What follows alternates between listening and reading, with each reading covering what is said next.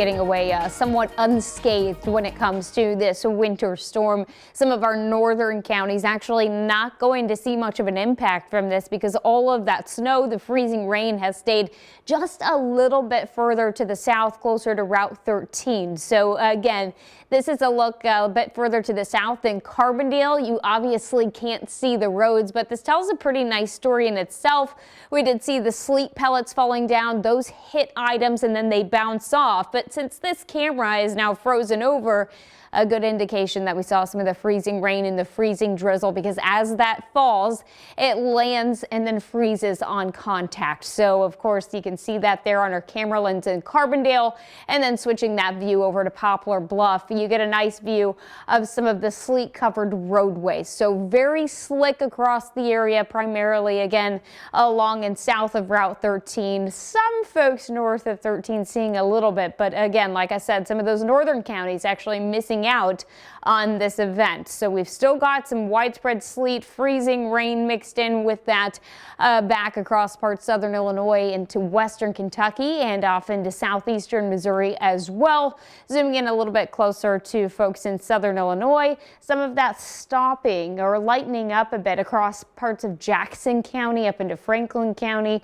northern Williamson County, but then we still see decent returns showing up across Saline County back into Gallatin, Hardin, Pope, Johnson, and then further to the south in parts of southeastern Missouri. This is the line here from about Cape Girardeau down through Advance, Puxico to Poplar Bluff of where that heaviest precipitation is going to come to an end. Behind that, could see some light activity, but again, the heaviest stuff just off this edge here. Switching that view over to western Kentucky, finally seeing a lot of activity there as well, extending through the Benton area down through Murray, Mayfield, Clinton, Bardwell. That's where we see that better chance for some of the freezing rain and that freezing drizzle mixed in tonight, along with a bit of that sleet. So with all of this going on, we do have that threat tracker bar that is way up tonight because of that wintry mix. By the time we get to tomorrow, there is another chance for some winter weather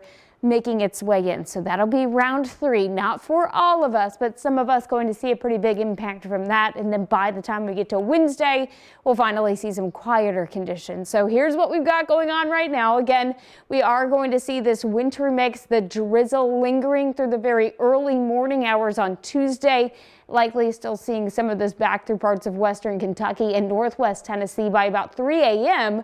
Now, by the time we wake up early Tuesday morning, many folks are starting to get out to work about 8 a.m. We start to see the precipitation drop off, move east of the area. However, we are going to see hazardous roadways, still slick roads as we kick off the day. I mean, we've got temperatures back into the teens in the low 20s to start the day Tuesday.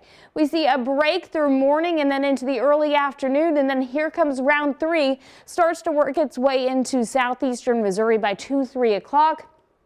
Pushes through some of our southern counties through the evening hours before then moving out. If you're in southern Illinois, not expecting a whole lot from this round, but if you're in western Kentucky, in particular northwest Tennessee and the Kentucky border back into the Boot Heel, that's where we'll see the higher impacts with that third system. So here's what we need to know for tonight. Still talking about 1/2 inch to 1 inch of some of that sleet, primarily in southern Illinois back into southeastern Missouri. Isolated higher amounts possible.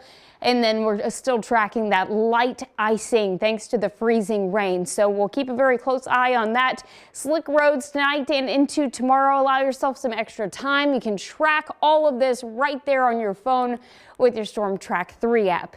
If you're looking for some good news in the forecast and you're not a huge fan of this winter weather, well, there is good news coming our way. We'll stay cold tomorrow and temperatures won't make it out of the upper 20s. But by the time we get to Wednesday, we're in the 30s. By Thursday, we're up into the 40s. We cool down a little bit Friday, but check it out. Just in time for the end of the week, we see sunshine, even though it's cold on Friday. And then we have the 50s making their return by the time we get to Sunday and Monday next week. It'll be nice to see the 50s again. Oh, I know, and to feel the 50s again. Oh, I'm so excited. I can't wait for that. Me either. All right. Thank you, JC.